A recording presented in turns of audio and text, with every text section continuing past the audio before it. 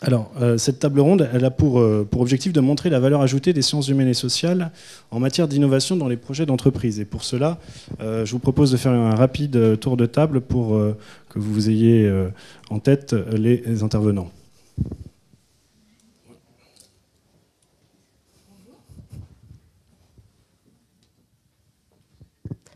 Bonjour, je m'appelle Zoé Grange. Je réalise en ce moment une thèse en contracifre sous la direction de Dominique Desjeux avec une agence d'innovation qui s'appelle InProcess. Et j'ai notamment travaillé sur un cluster d'innovation sur l'habitat. Bonjour, je suis Albin Quéru et je suis le cofondateur de la société Quelle Histoire, spécialisée dans la création de contenus numériques et papier autour de l'apprentissage de l'histoire pour les enfants. Bonjour, Mathieu Porcher pour la SAT-LUTEC, donc je suis directeur du département SHS. Bonjour, Christophe Goupil du laboratoire LEAD, le laboratoire interdisciplinaire des énergies de demain de Paris Diderot, qui est donc spécialisé dans les problématiques d'énergie et qui rassemble des gens depuis les sciences humaines jusqu'aux sciences dures. Bon, je ne vais pas me représenter. Donc... Merci. Bonjour, Louis Montagne, je suis entrepreneur, j'ai 3 sociétés que j'ai confondées pour la plupart. Une qui est une SCOP qui s'appelle Berstec, une autre qui s'appelle AF83 qui fait la transformation numérique et une petite dernière qui s'appelle CCAP qui fait de l'impression 3D.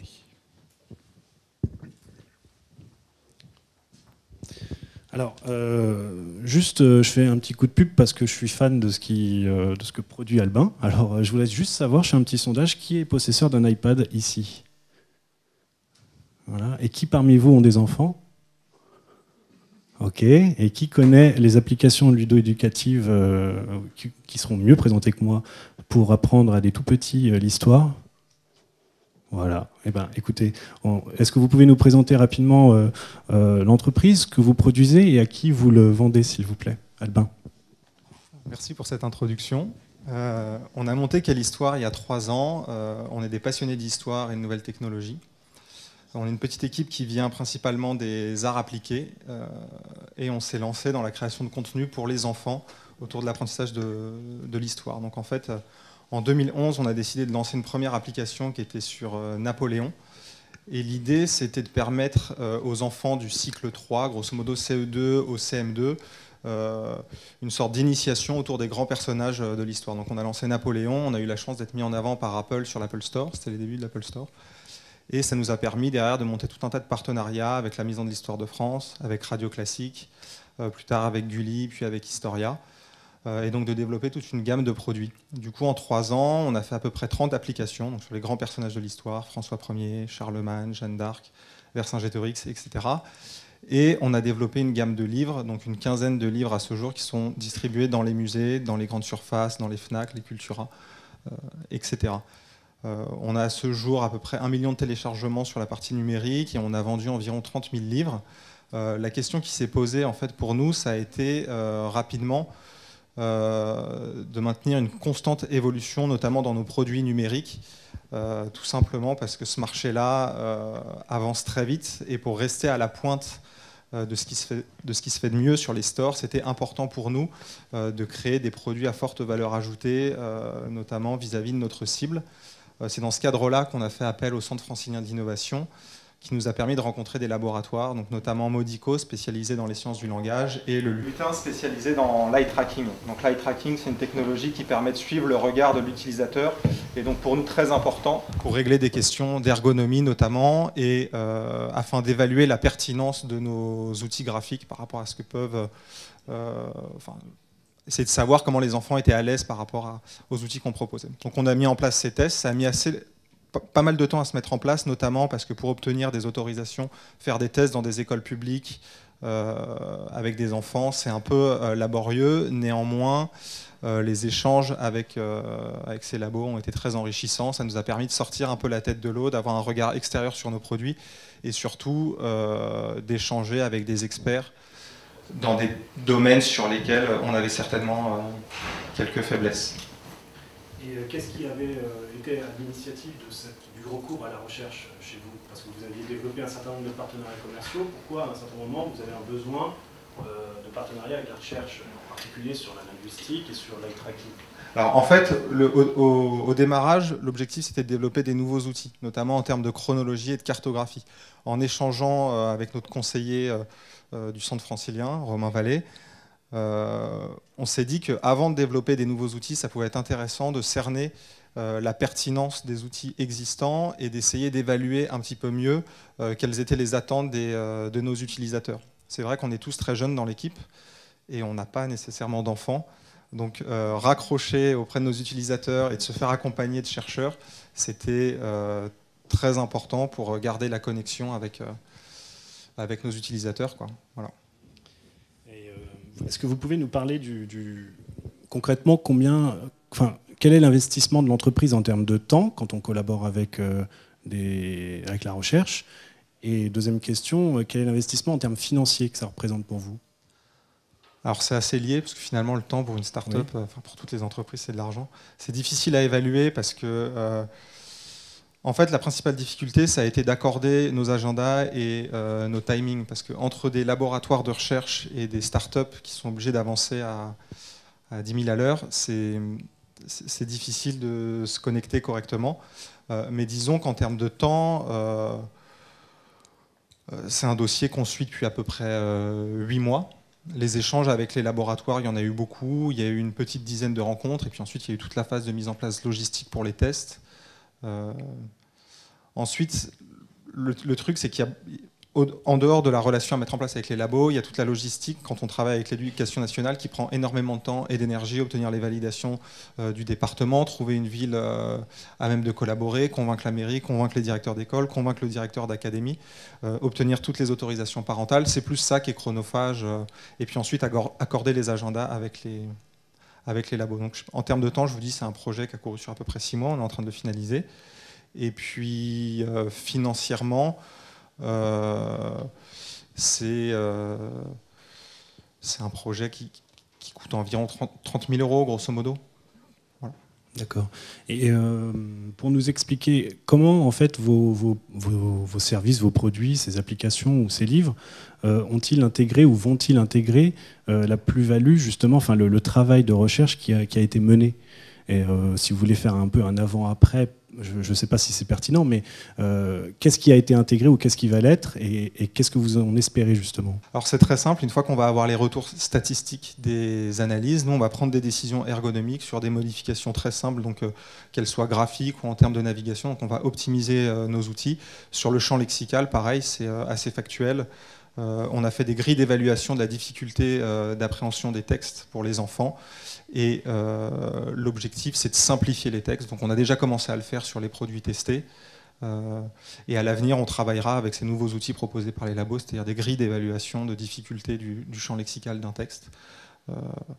On va intégrer aussi des nouvelles choses, notamment la cartographie dynamique, pour permettre à l'enfant de maintenir son attention sur un sujet sur lequel on veut insister, et puis la mise en place aussi de lexique, qu'on n'avait pas du tout, nous, en tête. C'est vrai que pour des enfants du CE2 ou du CM2, la féodalité, la souveraineté, ou même un terme comme dauphin de la couronne, c'est pas évident, alors que pour nous... ça l'est beaucoup plus. Merci. Est-ce que vous avez des questions, Albin? Non.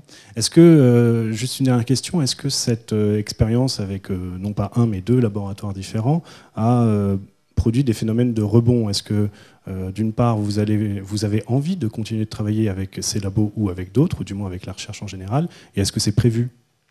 Ouais, d'abord humainement, ça s'est très bien passé. Donc que ce soit avec le lutin ou avec Modico, c'est vraiment des gens qui ont été très bienveillants à notre égard et qui sont rentrés dans les projets. C'était très agréable. Du coup, on a un très grand projet cette année, c'est une grande application, une série de livres sur 14-18 autour des commémorations. Donc un projet qui va être beaucoup plus dense par rapport à tout ce qu'on a pu proposer jusqu'à présent. Et du coup, les collaborations vont a priori continuer avec Modico, c'est certain. Et puis j'aimerais beaucoup continuer des tests avec le lutin si on en a l'occasion. Voilà. La difficulté, c'est que le lutin, l'intérêt, c'est vraiment de faire tester à des enfants et que du coup, toute la phase de recherche d'école qui possiblement peuvent participer prend énormément de temps. Alors qu'avec Modico, on peut on peut aussi travailler sur le champ lexical sans forcément mettre en place des phases de test physiques. Et il n'y a que vous qui démarchiez les écoles, ce que vous disiez tout à l'heure, les villes, les directeurs, etc. D'accord. Ok. Oui. Je suppose que c'est une question que tout le monde a eu envie de poser. Je suis Daniel Andler de l'Université Paris 4 et que personne n'a posé. Je connais très bien et le Lutin et Mobico et c'est évidemment une très bonne idée de travailler avec eux. Mais enfin, après tout, votre matière, c'est l'histoire. Napoléon, c'est un personnage historique controversé. Même mon petit garçon qui a 8 ans, qui est en CE1, se rend compte que certains pensent du bien et d'autres pensent du mal de Napoléon. Donc ma question est la suivante. Est-ce qu'il ne serait pas utile, surtout si vous abordez un sujet aussi chaud que la guerre 14-18, de travailler aussi avec un laboratoire d'histoire ? Très bonne question. Alors, sur 14-18, on travaille d'ores et déjà avec Historia. Voilà, donc avec Historia, avec Pierre Baron, le rédacteur en chef, Patricia Crété.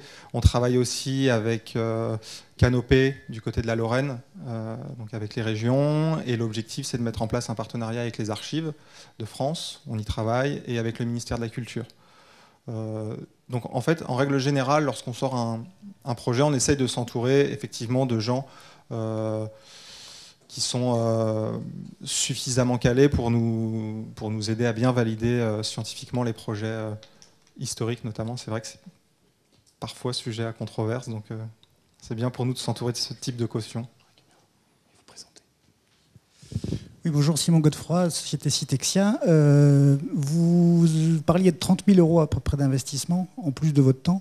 Ces 30 000 euros que vous avez réellement sortis, ou c'est de la déduction d'impôts, ou c'est une forme d'aide enfin voilà. Est-ce que c'est vraiment du cash d'entreprise sorti ou non? Alors, oui, alors il y a une partie qui est liée au Centre francilien d'innovation, une autre qui est liée à un investissement direct de la société. Et il y a évidemment du temps homme dans la société, voilà, qui n'est pas nécessairement la sortie en cash, mais qui est quand même importante. Merci Albin, merci beaucoup. Zoé, est-ce que vous voudriez bien nous présenter InProcess, quels sont vos clients et les produits et les services que vous proposez? Alors, InProcess, c'est une agence d'innovation qui mise en fait sur la collaboration des sciences humaines et sociales et du design pour accompagner des entreprises dans leur démarche d'innovation. Donc, en général, ces entreprises, c'est tout type d'entreprise qui souhaitent innover. Donc, ça peut être aussi bien des PME que des grandes entreprises du CAC 40. Et sur des thèmes assez diversifiés qui sont en général liés à la consommation dans nos sociétés. D'accord. Et donc vous travaillez sur un projet qui mélange un peu le design et puis une approche étude ou anthropologique. Est-ce que vous voudriez bien nous en parler un peu plus, s'il vous plaît? Alors en fait, ça se passe comme ça. On travaille dans un premier temps au niveau des études. Donc c'est faire on va dire des enquêtes sur le terrain pour mieux connaître en fait les clients de nos clients. Si vous me permettez, excuse-moi de vous interrompre, vous avez rassemblé un certain nombre de grands comptes autour d'une démarche qui est celle d'un cluster que vous avez appelé InHome, autour de l'innovation dans l'habitat. Vous avez rassemblé un certain nombre d'entreprises qui ont un intérêt à changer leur point de vue sur les études, vous voyez. Et je vous en prie, allez-y. Oui. Alors en fait, ça c'est pour le cluster d'innovation InHome. Donc, en réalité, au quotidien, l'idée c'est d'aller comprendre les pratiques et les contraintes des utilisateurs en situation pour imaginer ensuite des scénarios d'expérience idéales avec les designers qui seront potentiellement des sources d'innovation et des opportunités de business pour les entreprises avec lesquelles on travaille. Après, pour le cluster d'innovation InHome qui était sur l'habitat, l'entreprise InProcess a réuni une dizaine de clients représentant les secteurs essentiels de l'habitat, des clients non concurrents, entre eux évidemment, Et l'idée étant finalement que le client final de cette étude, INOM, de ce cluster d'innovation, ne soit pas finalement les clients avec lesquels on travaille, mais le client final, donc on va dire l'utilisateur final en bout de course. Donc ce cluster a réuni des entreprises aussi différentes que Orange, Carrefour, Kingfisher, La Poste, etc. Et l'idée, c'est de se dire que finalement, la personne qui a tel forfait téléphonique Orange est potentiellement la même personne qui utilise la cafetière Seb, etc. etc. L'idée, du coup, voilà, peut-être que j'ai... Oui, allez-y, hein, ou alors je vous pose des questions. Donc en fait, le programme, il s'est déroulé sur 6 mois. L'idée, en fait, c'est vraiment de se dire, non seulement on travaille pour le client final et du coup, on adopte une approche par le consommateur, par l'utilisateur final et plus par la marque. Donc finalement, on ne répond pas à la question que les clients se posent potentiellement en situation, mais on répond aux problèmes que les acteurs du foyer rencontrent au quotidien. Voilà. Et du coup, finalement, donc, ce projet dure 6 mois.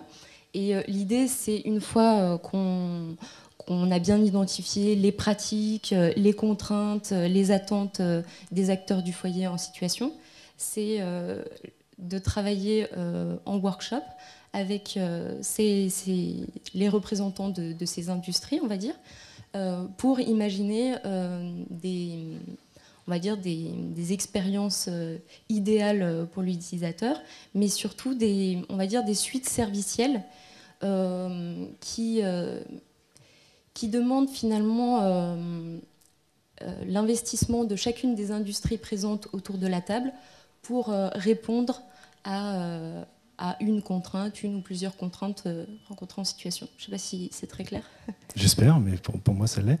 Et donc, votre rôle, vous êtes doctorante en anthropologie.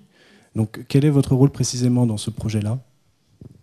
Et donc, la question subsidiaire, c'est quel est l'apport de la recherche à cette dynamique qui est une dynamique commerciale ?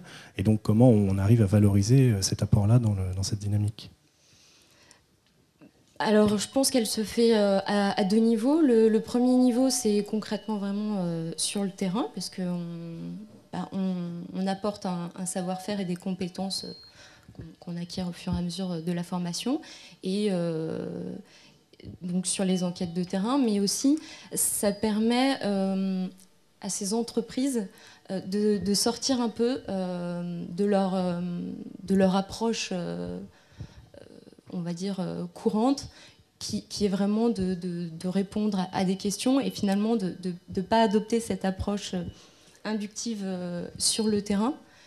Donc là, en fait, on utilise non seulement des outils et des méthodes différentes, et l'idée, c'est vraiment de réinterroger leurs clichés et leurs préjugés sur un client final qu'ils ne connaissent pas toujours ou qu'ils croient connaître et qu'ils ne connaissent pas toujours.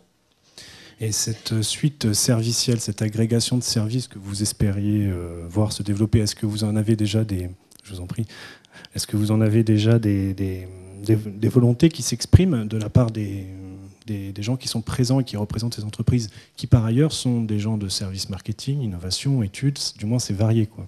C'est de ce que j'ai pu comprendre. Est-ce que vous avez donc déjà des projets ? Est-ce que vous sentez en tout cas que la mayonnaise prend du côté de ces entreprises-là ? Et qu'est-ce qui retienne un peu leur attention ? Alors en termes de... Il y a 2 choses en fait sur un programme comme ça. C'est on leur permet de voir leur client final autrement. Et donc du coup, ça oxygène un petit peu leur projet d'innovation. Et dans un deuxième temps, il y a aussi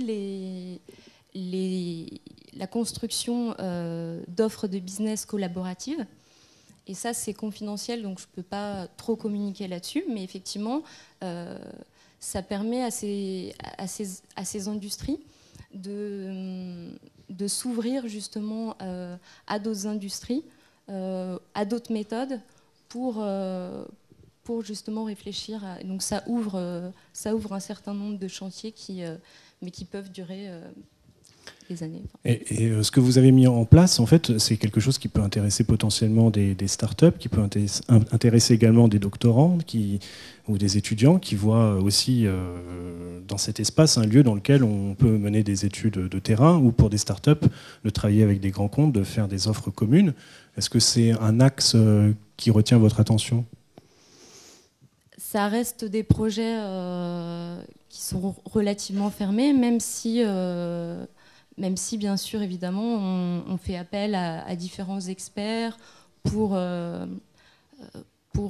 alimenter un certain nombre de thématiques. Donc c'est des experts, par exemple, que ce soit des sociologues, des psychologues, on va dire, de tout domaine confondu, des architectes, pour justement alimenter un petit peu la matière produite in fine. Merci Zoé. Est-ce que vous avez des questions ? Bonjour, Pierre-Henri Juillard, chef de projet en sciences humaines et sociales à Satlutech et accessoirement aussi ingénieur en design industriel. Voilà, en fait, je voudrais savoir quels outils vous avez développés pour justement interagir entre ces différents types de professionnels, que ce soit le chercheur, le marketeur, le designer. Oui. Alors justement, on s'est pas mal... j'ai pas mal utilisé justement l'outil vidéo, notamment dans les restitutions intermédiaires des enquêtes réalisées sur le terrain. Et tout simplement, c'est un outil que je trouve assez efficace, parce que finalement, il est concret et il parle beaucoup aux industries avec lesquelles on travaille.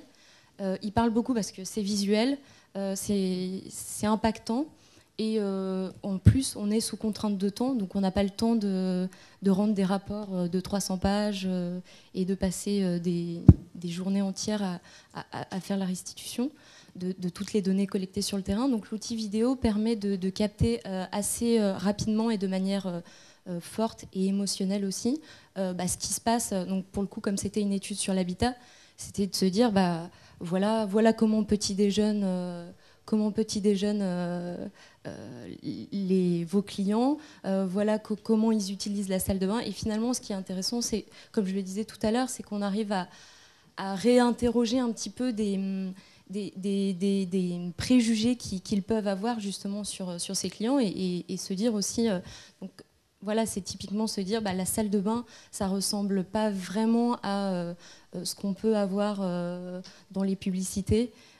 C'est pas les pétales de rose, les bougies, etc. Et au contraire, c'est un espace sous contrainte de plein de choses. Et le montrer visuellement, tout de suite, ça fait réagir les clients. Et c'est là où, encore une fois, le travail, en tout cas de l'anthropologue, mais pas seulement, c'est aussi de réinterroger, de permettre un décloisonnement du regard de ces industries. Merci. Une autre question, j'arrive. Bonjour, Mia Marcetto, je représente Acousticart, qui est une start-up qui mélange justement un laboratoire de recherche et le côté innovant, entreprenant d'une start-up, tout ce qu'il y a de plus classique. Et j'avais une question par rapport justement à votre activité. Je voulais savoir, quand vous disiez que vous regardiez le comportement consommateur, est-ce que vous avez une approche qui est uniquement sur la consommation courante? Là, vous citiez l'exemple par exemple de la salle de bain. Ou est-ce que vous travaillez aussi sur la consommation et les pratiques culturelles aussi? Non, en fait, peut-être.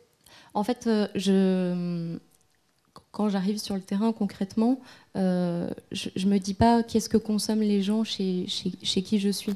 Donc l'idée, c'est vraiment de se dire, de la même façon que je pourrais aller dans une tribu au fin fond de l'Amazonie, c'est de se dire, je rentre chez des personnes qui ont l'air de me ressembler, mais finalement j'essaye de m'étonner de tout ce que je vois et de tout ce que me montrent les personnes de leur habitat et de leur vie quotidienne, pour, en partant des objets, en partant des usages, en essayant justement de me dire, tiens, pourquoi vous faites comme ça? Je ne sais pas si je réponds à votre question.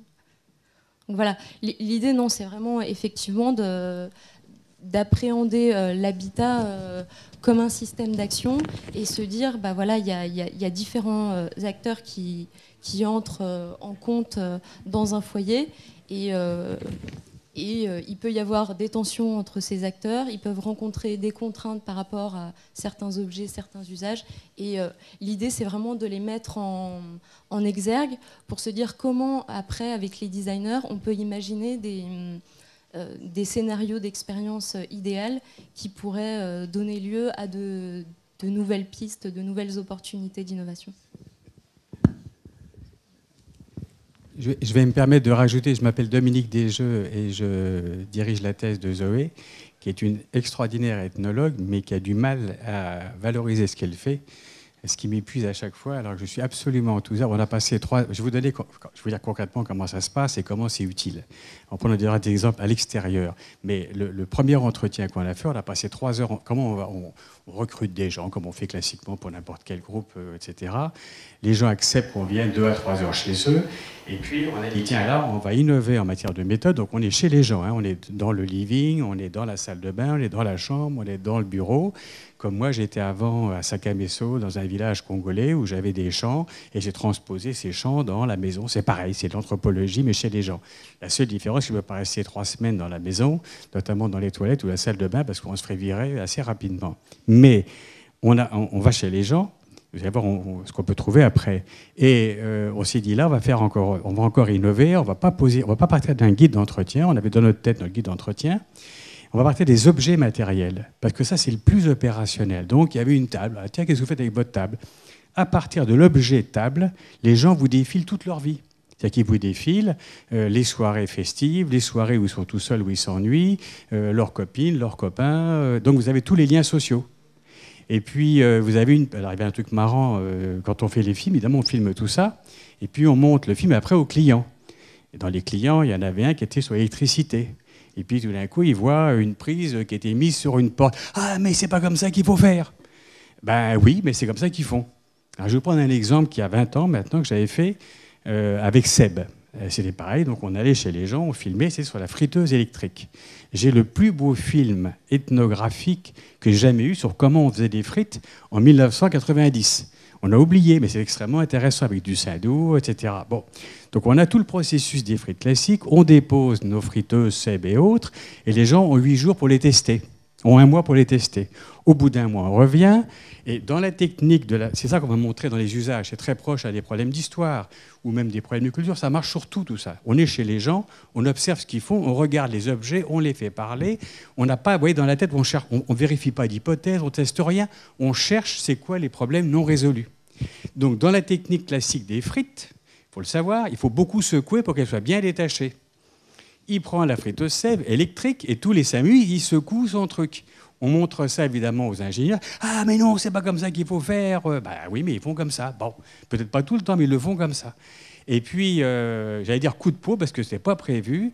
Le type sort son panier de frites, tout content, et pof, le panier se pète la gueule. Pour prendre un concept scientifique, il tombe par terre. Ah, il dit, il faudra dire aux ingénieurs de Seb que leur poignet là, est mal foutu. On avait gagné. C'est-à-dire que grâce à ce hasard, on est en qualitatif. On est sur des signaux faibles. On ne cherche pas des fréquences. On ne cherche pas des statistiques qui sont très intéressantes. Par ailleurs, qu'on fera après.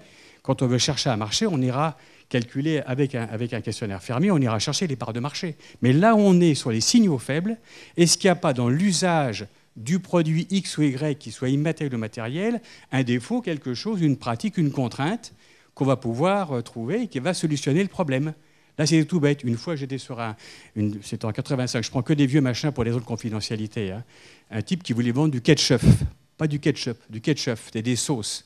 Bon, pareil, on fait une table ronde, etc. À un moment donné, on amène le ketchup, une grosse bouteille large comme ça. Je fais mes relances à mon groupe de consommatrices, moins de 50 ans. À l'époque, c'était ça le modèle. Et puis, je demande incidemment, où est-ce que vous rangez votre ketchup? Ah, elle dit dans le frigidaire. Puis, regarde la bouteille. Ah, mais ça ne rentre pas dans le frigidaire. Pof, on avait gagné. Ça n'a pas marché le ketchup par ailleurs, ça c'est un autre problème. Mais déjà là, il avait un détail. S'il voulait vendre son ketchup, il fallait changer le packaging, c'est clair. Et on peut comme ça multiplier les exemples. Il y a 2 endroits où l'anthropologie est vraiment intéressante. Pas partout, hein. Elle est intéressante en amont de la R&D, qu'on appelle ça la R&D, autrement peu importe, hein. Tout ce qui est recherche-développement, en amont, quand on cherche les problèmes non résolus. Et qu'on a chez, je viens de le faire pour L'Oréal, dans 3 villes en Chine, on a monté 3 équipes de Chinois, et on a été chez les gens, regarder comment les gens se maquillaient, les soins du corps, etc. S'il n'y a pas d'électricité et s'il n'y a pas d'eau, vous pouvez courir pour développer votre marché. S'il n'y a pas l'hypermarché, pas de marché non plus. Et petit à petit, je montrais historiquement comment les salles de bain s'étaient équipées. Et quand j'ai montré ça en 2000 à Leroy Merlin, il m'a dit que tout mon marché est là. Ce qui était vrai. Tout le marché de l'équipement de Leroy Merlin était là, avec un bémol. C'est que les Chinois ne bricolent pas. Ils délèguent à un artisan. Point. Il faut le savoir pour la fonction. Vous voyez, l'enquête qu'on fait en amont de la R&D va nous montrer des pratiques extrêmement diverses, ce soit qui fait quoi, dans quelle pièce, avec quel type de distributeur, avec quel type d'objet, etc. Et on cherche, on n'a pas d'a priori. Et on trouve à chaque fois quelque chose. Hein. On trouve 1, 2 ou 3 choses. Et on est aussi en aval après. Quand on a lancé un produit, on va toujours filmer nos gens, les interviewer. On fait des interviews sur les lieux de la pratique. C'est ça le truc. Si vous voulez retenir un truc simple, si vous voulez avoir des vraies pratiques et pas des idées sur les pratiques ou des opinions sur les pratiques, du genre « moi je fais souvent la vaisselle », dit le mari, et vous interviewez la femme qui vous dira « il ne fait jamais la vaisselle ». Alors il la fait 1 fois par mois, et pour lui c'est beaucoup vu son emploi du temps. Je ne discute pas du vrai ou du faux. Mais si vous êtes devant le lavabo, devant l'évier, devant là où on fait la vaisselle, ça peut très varier, vous allez voir qu'il va vous raconter des choses là qui sont vraiment ses pratiques, sinon non. Donc ça, c'est ce qu'on fait en général après le lancement d'un produit ou d'un service quel qu'il soit, que ce soit de la banque, de l'assurance, l'électroménager, évidemment des TIC en tout genre. Et là, on regarde comment, c'est beaucoup plus drôle, comment on se bat dans la famille autour de l'accès à l'objet, autour de l'usage de l'objet. Et je vais m'arrêter là-dessus parce que c'est un point extrêmement intéressant. Il y a une pièce stratégique pour beaucoup de choses, c'est le living. C'est vraiment le lieu des grandes batailles familiales. On se demande même à la fin, une fois qu'on a vu autant de living, autant de sujets de bataille, comment les familles tiennent encore. Eh bien, elles tiennent quand même. C'est quand même réjouissant. Voilà. Merci Zoé. Est-ce que vous voulez rajouter quelque chose? Vous pouvez répondre. Louis Montagne, est-ce que vous voudriez bien vous présenter et présenter... Ah, pardon, j'ai pas vu la question. Il y a une question? Question est un petit peu... Oui, bonjour, me présenter. Alors, Krautang Metnia, désolé. Donc, je travaille sur des aspects de handicap. En fait, je suis une entreprise adaptée. Donc, ma question est politiquement incorrecte.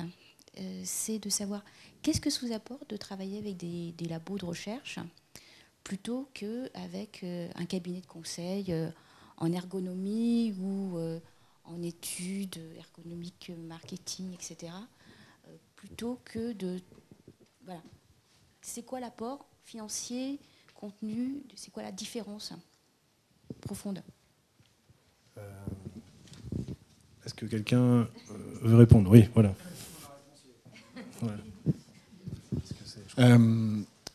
Du coup, c'est un sujet que je voulais aborder en amorce avant de me présenter plus précisément.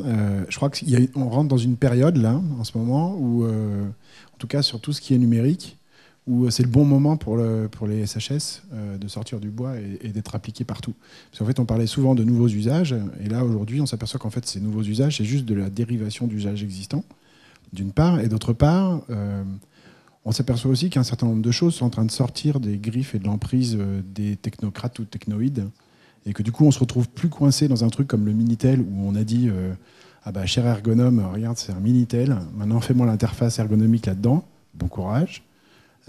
On est en train de changer complètement les trucs et donc du coup on est en train de s'adapter aux gens et donc du coup les sciences sociales et les sciences humaines sont en train de revenir au galop. Et donc pour répondre à votre question, je pense qu'il n'y a pas suffisamment aujourd'hui de masse de gens disponibles pour bosser sur ces sujets-là et que donc on a à la fois besoin de cabinets de conseil, à la fois besoin de chercheurs. Et je pense que les expertises ne vont pas être tout à fait les mêmes et surtout les précisions des expertises ne vont pas être tout à fait du même niveau. On pourra discuter de ça tout à l'heure dans le cadre du cocktail. Je vous propose d'avancer un petit peu. Donc, Louis, je vais vous parler rapidement de 2 sociétés dans lesquelles je travaille et dans lesquelles on a eu des liens avec la recherche, évidemment. La première, c'est Berstech, donc la technologie des ours. C'est une SCOP, ça fait partie, donc une société coopérative, ça fait partie de l'économie sociale et solidaire. d'une vingtaine de personnes. Et le métier de Berstech, la technologie des ours, hein, c'est des développeurs, des ingénieurs, 20 ans d'expérience en moyenne, logiciel libre. Et donc ce qu'ils font, c'est qu'ils maintiennent et ils font tourner des applicatifs en ligne. Donc tout ce qu'on appelle le maintien en bon fonctionnement de site, donc ça va de l'architecture, en passant par l'hébergement, l'infogérance, la maintenance, la supervision, les tests de montée en charge, l'optimisation, tout ça. Sur des clients qui sont assez gros, typiquement les frontaux de la BNP sont hébergés par Berstech, qui est une petite boîte de 20 personnes. Et donc dans cette boîte, on a recruté un juriste en cifres pour commencer, et on continue à travailler avec lui. Donc quel est le lien entre la technique et le juridique? En fait, il est assez facile. Et donc là, pour le coup, c'est pas vraiment un travail projet, c'est plutôt un travail à long terme. Sur tous les projets que l'on va faire, parce qu'à côté de ça, Berstech fait aussi pas mal de recherche et développement pour faire ses propres projets et fournir ses propres services. Et on a une approche qui est un peu souveraine au bon sens du terme, c'est-à-dire qu'on veut permettre à nos utilisateurs d'être totalement à l'écart de toute supervision, surveillance, sécurité ou autre, et d'être vraiment chez eux. Donc de leur donner les clés de leur machine et de leurs moyens techniques, et de s'assurer que personne d'autre ne peut aller utiliser ces clés. Et ça vaut aussi pour n'importe quel utilisateur lambda, grand public, pas forcément une société. Et donc du coup, on travaille notamment avec le groupe SEB, qui est très à l'honneur aujourd'hui. On travaille avec eux sur un projet de recherche dans lequel on a eu besoin d'avoir un juriste, parce que la spécialité de notre juriste, et donc sa thèse, parce qu'on l'a recruté en chiffres, c'est de travailler sur tout ce qu'on appelle le privacy en anglais, donc principalement la protection des données personnelles. Donc comment je m'assure qu'en ligne, je protège un maximum les données personnelles de mes utilisateurs. Et quand on fait une grosse plateforme et qu'aujourd'hui il y a de plus en plus de traces et donc de stockage des informations d'usage et ainsi de suite qui vous sont utiles à vous après en tant que chercheur, il faut s'assurer qu'on est encore dans les limites de la légalité et qu'on fait ça proprement. Et ça, c'est un vrai travail de juriste. Il y a un certain nombre de directives européennes qui se mettent en application petit à petit. Et aujourd'hui, tout ce secteur-là, tout ce qu'on appelle le secteur de la vie numérique, c'est le Far West complet. C'est-à-dire qu'aujourd'hui, demander à un notaire comment il gère votre vie numérique ou votre fin de vie numérique, pouf, ça déconnecte tout de suite. Regardez Criteo avec le retargeting. Le retargeting, c'est le Far West. Ça, dans 1 an et demi, 2 ans, ça va s'arrêter. Parce qu'il y a des directives qui réglementent ça, et donc ça ne va pas se passer de la même façon. Et donc, un juriste, pour pouvoir gérer ça, est assez indispensable.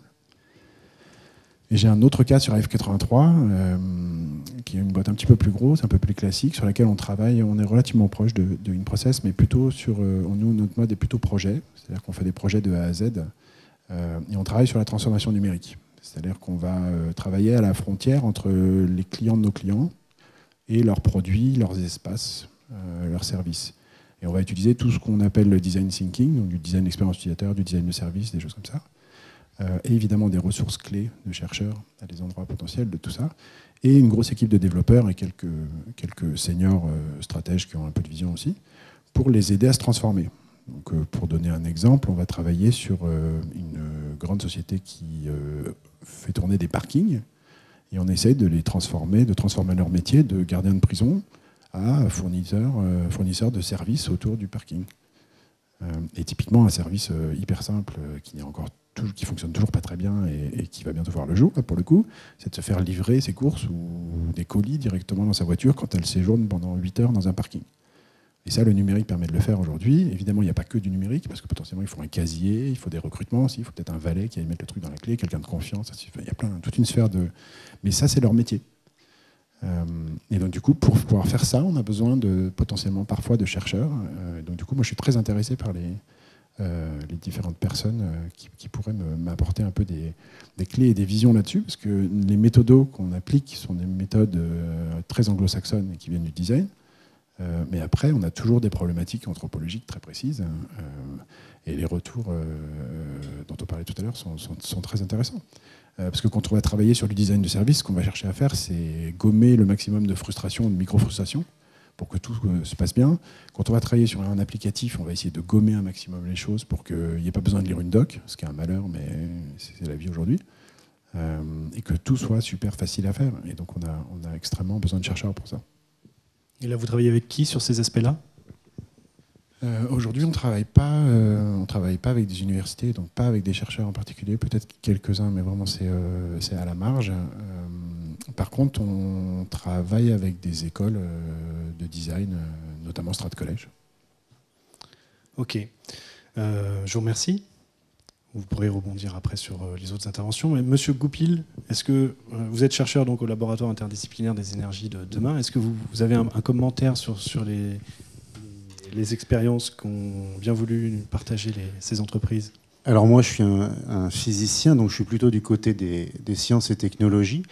Le premier constat que je fais, c'est que finalement, dans les domaines scientifiques de physique ou de chimie, on est parfois beaucoup plus loin de l'application et de la vie courante que dans des domaines de SHS. On en a eu un bon exemple tout de suite avec ce qu'ont pu dire nos collègues anthropologues. Donc ça, c'est une première remarque qui est assez importante. La deuxième remarque, je reviendrai sur une phrase que vous avez eue en introduction, dans laquelle vous avez dit qu'on avait peut-être des mondes éloignés. Alors on a tendance à considérer effectivement, c'est un petit peu une légende universitaire, je crois, ou une légende urbaine, comme vous voulez, qu'il y a d'un côté des chercheurs et d'un autre côté un petit peu le monde réel. Je suis peut-être un peu provocateur, mais on peut en discuter. Il ne faut pas oublier quand même qu'il y a eu des très grands changements à partir de 2005. Ces grands changements pour le monde de la recherche, avec les conséquences que ça peut avoir au niveau économique, ça s'appelle l'arrivée de l'Agence nationale pour la recherche, ça s'appelle les pôles de compétitivité, pour citer que cela. Ce qui signifie qu'aujourd'hui, les chercheurs travaillent avec une programmation en projet, travaillent avec des constantes de temps qui sont plutôt à 3 ans, avec des délivrables. Et la réalité, c'est que sur le terrain, ceux qui connaissent très bien les entreprises, ce sont souvent les chercheurs eux-mêmes. Donc je me retourne vers les structures de valo au sens large pour faire remarquer qu'aujourd'hui, les chercheurs ne sont pas nécessairement en demande directe des entreprises. En général, ils les connaissent parce que nécessité fait loi. Aujourd'hui, si vous voulez déposer un projet à l'Agence nationale pour la recherche ou un projet à FUI, donc dans les pôles de compétitivité a fortiori, vous serez au contact des entreprises. Donc les métiers, et ils sont absolument nécessaires, les métiers d'accélération de transfert de technologie, pour reprendre le HAT du SAT, il y a vraiment des choses à faire, mais elles ne sont pas nécessairement à faire rencontrer les chercheurs et les entreprises, parce que les chercheurs et les entreprises se connaissent beaucoup aujourd'hui. Très bien. Et qu'est-ce qui donne encore envie, qu'est-ce qui donne envie surtout à des chercheurs d'aller vers le monde de l'entreprise pour ceux qui ne sont pas encore familiers? Je parle plutôt des jeunes qui sortent du doctorat, quels conseils on peut leur donner? Alors si on parle du côté des laboratoires de recherche, je vais évacuer un point qui est le point financier, qui est qu'aujourd'hui l'essentiel du financement des laboratoires de recherche se fait au travers de la programmation nationale et européenne. Maintenant, ça serait le point le moins intéressant. Je pense que ce qui est vraiment intéressant, c'est justement l'ouverture. Pour rester dans un domaine de sciences et technologies, si vous avez une belle invention, un matériau qui fait quelque chose de nouveau, si vous restez simplement à faire tout le temps ce matériau, c'est assez frustrant. Il est assez naturel qu'on ait envie de voir ce matériau devenir un jour une partie d'un produit. Ça, c'est assez naturel. Mathieu Porchet, de la SAT Lutech. Il y a un écosystème qui est en place pour accompagner ces chercheurs, les services de valorisation des universités, le FUI, les dispositifs, l'ANR, etc. Qu'est-ce que la SAT, depuis un peu plus de 2 ans maintenant, apporte à cet écosystème? Quelle est sa plus-value? Et si vous aviez quelques exemples à nous fournir, ça serait très intéressant de pouvoir les partager. Merci. Bonjour à tous. Donc alors, là, vous parlez avant tout des chercheurs, mais la SAT est aussi ouverte pour les PME, pour les startups. Très bien, c'est l'occasion de leur dire. On est tout à fait prêt à travailler avec elles, à faire de la co-maturation avec elles. Donc là, sur les différents sujets que vous avez pu évoquer, on aurait été en mesure d'intervenir pour faire un lien avec le laboratoire et éventuellement, j'irai faire un co-investissement avec vous pour développer vos projets. Alors par rapport aux chercheurs, je voudrais juste aussi rebondir sur ce que mon voisin a dit. Je pense que le passage à l'aspect, l'arrivée de l'ANR, même la ERS ensuite, qui a modifié pas mal de choses, il y a une espèce de choc culturel pour les chercheurs qui sont plus âgés, qui travaillaient selon des modes très arrêtés. Et on a pu le constater quand on travaille avec des chercheurs qui sont plus jeunes, ils sont déjà habitués à ce mode de travail, donc ils sont toujours très demandeurs et ça va toujours plus vite parce qu'eux aussi ils sont jeunes, ils veulent remplacer les plus vieux et avancer un petit peu plus vite. Donc sur ce que peut faire la SAT aujourd'hui, les SAT ont été construites avant tout pour faire la maturation. Donc le constat qui avait été fait, c'est que les résultats de la recherche, donc on parle de SAT, Société d'accélération du transfert de technologie, mais c'est plutôt du transfert de résultats de la recherche. Si on ne parle que de technologie, on laisse un peu de côté justement les SHS, ce qu'on ne voudrait pas faire. Donc en fait, c'était de permettre de satisfaire le besoin du monde économique, puisque les résultats qui sortaient des laboratoires étaient considérés comme pas assez matures par les partenaires industriels. Donc le premier objectif des SAT, c'est ça, c'est d'investir pour le développement des résultats et parvenir à construire un résultat qui soit suffisamment mature pour intéresser le monde économique. Donc ça, c'est le premier volet et je dirais le plus fondamental. Et ensuite, quand je vous parlais des startups et des PME et de la possible comaturation, ce n'était pas forcément prévu dès le départ, mais aujourd'hui, ça paraît évident que si une PME est intéressée par un résultat de recherche ou recherche justement quelque chose ou un appui pour avancer, au-delà simplement de s'adresser au CFI ou de bénéficier du crédit impôt recherche, si elle trouve un labo dans lequel il y a des compétences, nous, on est en mesure d'intervenir et d'appuyer, je dirais, la production ou l'évolution des résultats qui sont déjà présents pour aboutir à quelque chose qui sera satisfaisant pour l'entreprise. Donc là, pour ce qui est de la SAT-Lutech en SHS, le département est en place depuis 2 mois, donc c'est assez récent. Je dirais, on était très orienté sur les sciences dures, puisque notre actionnaire le plus gros était l'université Pierre et Marie Curie. Donc il y a énormément de sciences dures à l'UPMC. Et là, depuis la mise en place du département, donc ça fait à peu près 2 mois, on a énormément travaillé avec l'ENSCI, École nationale supérieure de création industrielle.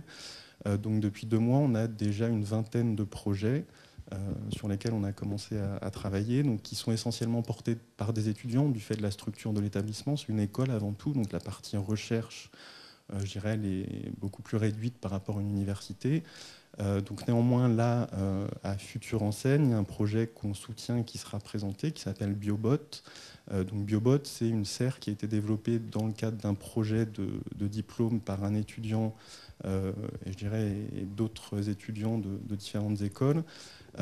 Donc il y a un objet technique, une serre, je dirais, ça ressemble à du petit bricolage quand on l'approche de manière un peu rapide. Néanmoins, derrière la serre, il y a toute une réflexion anthropologique, j'ai envie de dire. Le design, c'est pas juste de faire des beaux objets, il y a aussi les usages, c'est très important, vous en avez parlé tout à l'heure. Donc aujourd'hui, on s'interroge savoir si on va investir dans leur projet, il y a une start-up à la clé. Donc on va travailler avec eux sur le périmètre technique, on va essayer d'acquérir un certain nombre d'actifs avec eux. Les SAT sont là aussi pour consolider la propriété industrielle, puisque avoir un résultat et le diffuser librement, c'est très bien, mais pour faire un contrat, c'est assez difficile ensuite. Donc je dirais une des choses qu'on fait, c'est aussi travailler sur les projets pour consolider tous les actifs, que ce soit des brevets quand c'est très technique, du droit d'auteur, des dessins et modèles, du savoir-faire qu'on va conserver secret. On peut travailler sur des marques également, mais ça fait vraiment partie de notre rôle et c'est des choses qu'on met en avant. Donc peut-être un deuxième projet qui vient toujours de l'ENSI. La moyenne d'âge de la salle, je ne saurais pas la calculer, mais je vais vous parler de tatouage. Aujourd'hui, on a un groupe d'étudiants qui a développé une machine à tatouer à partir d'une imprimante 3D. Donc là, ce projet il sera présenté à la Maker Faire Paris en juillet.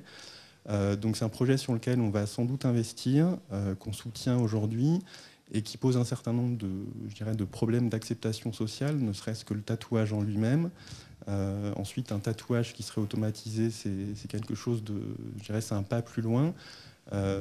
Donc je vois quelqu'un qui a l'air effrayé au fond de la salle, mais ne soyez pas effrayés, il y a une certaine partie de la population que ça intéresse. Donc pour nous, il y a un marché économique, à terme, il y a peut-être une rentabilité. Et alors la machine pour le supprimer, on peut en discuter, peut-être qu'on aura d'autres chercheurs plus biologistes qui vont s'en préoccuper, mais là je ne veux pas vous pointer du doigt, mais c'est peut-être un problème générationnel par rapport à vous. Mais enfin voilà, on est sur des projets où on ne doit pas avoir peur d'aller dans des secteurs qui sont un peu polémiques. justement parce qu'on est dans les SHS. Donc ça, c'est des choses sur lesquelles on est prêt à intervenir aussi. Merci pour ces illustrations. Monsieur Goupil, avant de passer la parole à Hervé Svierne qui... Oui, très brièvement sur la question de la maturation, pour rebondir sur ce que disait mon voisin. C'est un point important parce qu'on parle de la recherche et développement, mais il faut savoir qui fait la recherche et développement. Dans un laboratoire de recherche, a priori, c'est pas là que va se faire la recherche et développement. Un laboratoire de recherche, il est fait pour développer et arriver jusqu'à quelque chose qui va être de l'ordre d'un démonstrateur. Quand on va arriver à une phase de prototypage, c'est des choses qui vont être très lourdes au niveau normes et réglementation. Et ça doit être quelque chose qui est pris en charge plutôt par le partenaire industriel. Ce curseur-là, je pense que quand on pense à la maturation d'un produit, c'est très très important de le situer. Il y a des partenaires académiques qui peuvent s'engager en disant on va vous faire un prototype et qui n'ont pas du tout les moyens de faire un prototype au sens de ce que ça veut dire. Des directives REACH pour les matériaux, etc., au niveau européen. Ce curseur-là est vraiment important. On le connaît depuis longtemps. C'était dans l'histoire du spatial, c'est ce qu'on appelle les TRL, les Time Ready to Launch, avec la maturité des technologies jusqu'à ce que ce soit capable d'aller effectivement, dans l'occurrence, dans l'espace. Ça, c'est quelque chose qu'on oublie parfois du côté des laboratoires et on s'engage un petit peu avec des yeux un peu plus gros que le ventre. Et je crois que les structures comme les SAT sont aussi là pour replacer ce curseur au bon endroit. Merci. Hervé Svierne, si vous voulez profiter de...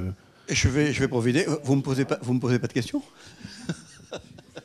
Non, mais je peux parler sans question.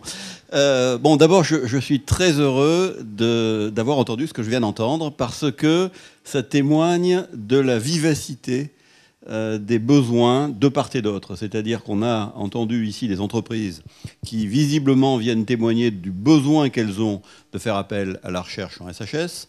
On entend aussi côté des chercheurs SHS cette envie ou cet appétit d'aller vers l'entreprise et je ne peux que m'en réjouir étant donné le rôle du CVT qui a pour but de faire en sorte que ce genre de collaboration aille croissant. Alors, je vais revenir très brièvement sur quelques éléments qui me semblent importants pour un peu faire un bilan actuel et en espérant que si nous refaisons une réunion analogue dans 1 an, puis dans 2 ans, puis dans 3 ans, on pourra encore aller plus loin dans les conclusions. D'abord, je voudrais aller dans le même sens que Christophe Goupil quand il rappelle que les chercheurs ont évolué. Les jeunes chercheurs sont maintenant habitués à savoir qu'ils ne sont plus installés dans leur labo à attendre que les fonds tombent tout seuls, mais qu'ils ont besoin d'aller à la pêche au crédit. Alors on peut le déplorer, on peut dire que ça ne devrait pas être le cas. Il n'empêche que dans la situation économique française, mais je dirais mondiale, c'est une réalité. Aujourd'hui, le chercheur est confronté à une réalité économique que les chercheurs des générations d'avant ne connaissaient pas. Et ça a comme conséquence, bien sûr, qu'un chercheur passe une partie non négligeable de son temps à rédiger des projets pour l'ANR, pour les pôles de compétitivité, pour, et ça c'est l'horreur absolue, parce que ça demande un travail énorme, la Commission européenne.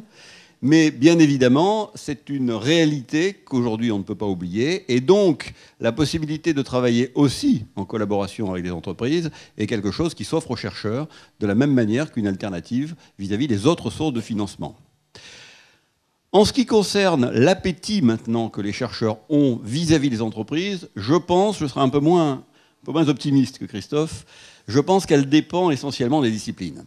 Et puis aussi des mentalités, des différents labos et des cultures, etc. Il y a heureusement de plus en plus de collègues dans les laboratoires qui sont ouverts à travailler avec les entreprises, qui ont cette demande et qui ont pour cela de bonnes raisons. Dans beaucoup de disciplines SHS, le fait de travailler avec une entreprise est un moyen d'obtenir des données de terrain qu'ils n'auraient pas à disposition s'ils ne travaillaient pas en collaboration avec l'entreprise.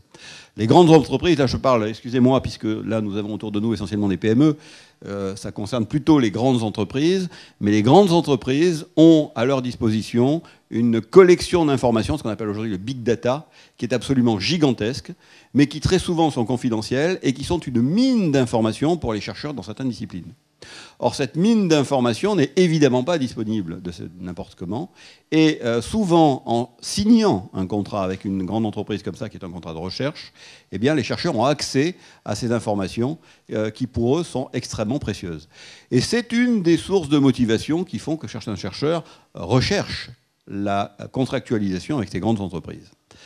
Une deuxième raison est le fait que, comme le disait là encore Christophe, il y a un appétit, lorsqu'on a développé une technologie, quand on a développé une méthode, de l'avoir appliquée. Très souvent, on est fier de ce qu'on a fait, et plutôt que de le garder pour soi ou de le publier simplement, eh bien, le voir appliqué concrètement dans une entreprise, voir les résultats que ça donne, est une source de satisfaction qui motive beaucoup de chercheurs à aller vers l'entreprise. Alors maintenant, il ne faut pas non plus imaginer que c'est le cas systématique. Il y a encore, et on le constate parce que, étant donné la mission qui nous a été confiée, nous sommes en contact quasi quotidien avec toutes les structures de valorisation, à la fois du CNRS, des universités et des laboratoires, et on constate que la situation en France est assez variée, et qu'il existe encore, même si ça va diminuant, il existe encore un certain nombre de réticences quand on mentionne la contractualisation possible avec l'entreprise. Un certain nombre de structures ou de chercheurs ont une sorte de prévention à aller vers le monde socio-économique. Et le rôle que nous avons joué au sein du CVT, mais en liaison avec nos amis des SAT et en liaison aussi avec tous nos partenaires des structures de valorisation, c'est d'aller petit à petit faire tomber cette barrière pour qu'il n'y ait plus cette étanchéité entre le monde de l'entreprise et le monde académique. Alors je voudrais aussi, pour terminer, répondre à une objection qui a été faite par madame en disant « mais après tout, vous êtes une PME, qu'est-ce que ça vous apporte d'aller travailler avec des chercheurs? Pourquoi vous n'allez pas plutôt signer un contrat avec une société de consulting ?» C'est une bonne question. C'est une très bonne question, et que peuvent se poser les sociétés de consulting et que peuvent se poser aussi les chercheurs. Mais je pense qu'il y a une réponse à ça. Je pense qu'il y a une réponse à ça qui est assez nette. Le monde d'aujourd'hui est un monde dans lequel la complexification des problèmes est croissante et où un certain nombre de sujets qui n'existaient pas il y a encore 20 ans sont en train d'émerger. Et ces sujets sont dus justement au fait que l'interconnexion entre les différentes entreprises dans le monde socio-économique, avec les clients, avec les produits, fait que sont en train de surgir des problèmes que ne se posait pas le chef d'entreprise il y a 20 ans. Les choses, en schématisant 20 ans, 30 ans, pour un chef d'entreprise, les choses étaient relativement simples. Et quelqu'un qui connaissait bien son métier et qui avait un peu d'intuition était capable de diriger une entreprise, même une grosse entreprise, un peu au feeling. Aujourd'hui, ça n'est plus possible. Les choses sont devenues beaucoup trop complexes. Et il existe aujourd'hui des questions que se posent les grandes entreprises, mais aussi certaines PME qu'on vient de voir, qui ne sont pas des questions qu'on sait résoudre simplement par de l'expérience antérieure. Ce que font les cabinets de consulting et qu'ils font très bien. Un cabinet de consulting est la plupart du temps capable de répondre et d'accompagner une entreprise quand il s'agit de réappliquer quelque chose qu'ils ont déjà rencontré par ailleurs et pour lesquels des recettes existent. En revanche, quand on se situe à la frontière de la connaissance, quand on se situe sur des problèmes complètement ouverts, qui nécessitent une réflexion avec des méthodologies qui sont à la frontière des disciplines scientifiques, là, les laboratoires de recherche ont quelque chose de différent à apporter. Et ce type de problématique me semble être en croissance de plus en plus grande ces derniers temps, compte tenu de la complexification du monde. Et ce qui me rend très optimiste dans le fait que les entreprises vont de plus en plus avoir besoin de la compétence scientifique des chercheurs pour y répondre. Merci beaucoup. Je nuancerai juste un propos dans le sens où pourquoi au CFI on accompagne, enfin c'est pas pourquoi ici sont représentés plutôt des PME, parce qu'il nous paraît plutôt dans l'histoire des relations entre les laboratoires de recherche et les grands comptes. Les grands comptes ont les moyens de développer ces partenariats-là. Les PME, c'est déjà beaucoup plus dur. Les startups, c'est encore quelque chose autre. Et si tout le monde se bat pour travailler avec un grand compte, dans le cas contraire, vous avez une pléthore de startups qui se développent et qui se développeront encore, où l'accès aux données, dont on a parlé plusieurs fois, c'est là où elles vont être les données, parce qu'on ne peut pas dire qu'au niveau open data, les grands comptes soient très ouverts. Il y a une société qui vient de se créer qui s'appelle Data Science, une spin-off d'un laboratoire. Sur son site internet, vous n'avez que SNCF et AXA qui ouvrent ces datas. Donc bien sûr, c'est quelque chose qui va s'enclencher, l'open data dans les grands comptes, mais en tout cas, ici, sont représentées les entreprises qui sont dans une démarche, dans ces démarches-là, dans ces démarches d'ouverture de données, de collaboration, et c'est peut-être plus difficile pour elles que ça pourrait l'être pour des grands comptes. Et c'est aussi pour ça que nous avons souhaité les mettre en valeur aujourd'hui. Voilà, donc ce que je vous propose, c'est de terminer cette conférence, sauf si quelqu'un veut rajouter un dernier mot, faire une petite pause avant de passer à la session des pitchs.